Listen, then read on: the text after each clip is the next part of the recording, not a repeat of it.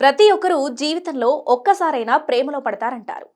తొలి ప్రేమంత ఎగ్జైటింగ్గా మరేది ఉండదు. మనం చాలా మంది వ్యక్తులను ప్రేమించగలం, కానీ తొలి ప్రేమలో మాత్రం ఒక మాధుర్యం ఉంటుంది. అది కనుక్కోలేనంత లోతైన రహస్యంగా ఉంటుంది. ఎంత సమయం గడిచిందో తెలియదు, కానీ గడిచిన ప్రతి క్షణం కొత్తగా అనిపిస్తుంది. మరి తొలి ప్రేమ ఎందుకంత ప్రత్యేకమైంది? అది అర్థం చేసుకోవాలంటే హృదయంతో పాటు మెదడులోకి కూడా వెళ్ళి చూడాలి. యవ్వనంలో తొలిసారి ప్రేమలో పడ్డవారికి అది జీవితాంతపు జ్ఞాపకంగా మారుతుంది అంటున్నారు సైకాలజిస్టులు. 80-90 సంవత్సరాల వయసున్న వారి ముఖ్యమైన జ్ఞాపకాలలో తొలినాళ్లలోని ప్రేమ వ్యవహారాలు ప్రధానంగా ఉంటాయి. దీని వెనుక శాస్త్రీయమైన కారణాలున్నాయి. ఆ వయసులో మన మెదడు సమాచారాన్ని నిక్షిప్తం చేసుకోవడానికి అనువుగా ఉంటుంది. ఆ సమయంలో ఏర్పడిన స్మృతులు అంత త్వరగా చెరిగిపోవు. ముఖ్యంగా అత్యంత భావోద్వేగానికి గురిచేసే అంశాలను ఆ వయసులో మెదడు మెరుగ్గా రికార్డ్ చేసుకుంటుంది.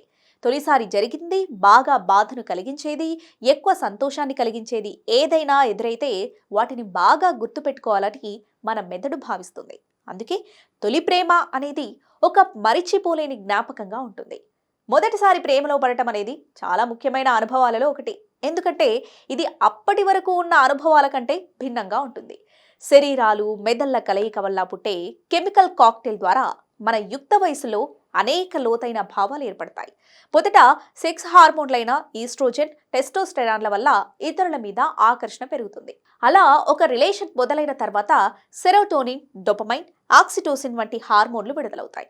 ఈ విభిన్న రసాయనాలన్నీ ప్రేమలో పడటం, ప్రేమలో కొనసాగడం వల్ల ఏర్పడే అనుభవంలో భాగం. ఇది చాలా పవర్ఫుల్.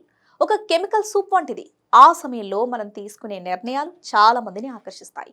అప్పుడు ఏర్పడే జ్ఞాపకాలు ముందు ముందు కాలంలో ఒక రకమైన బెంచ్ మార్క్గా నిలిచిపోతాయి. తొలి ప్రేమలు మన ఉనికిలో భాగమవుతాయి.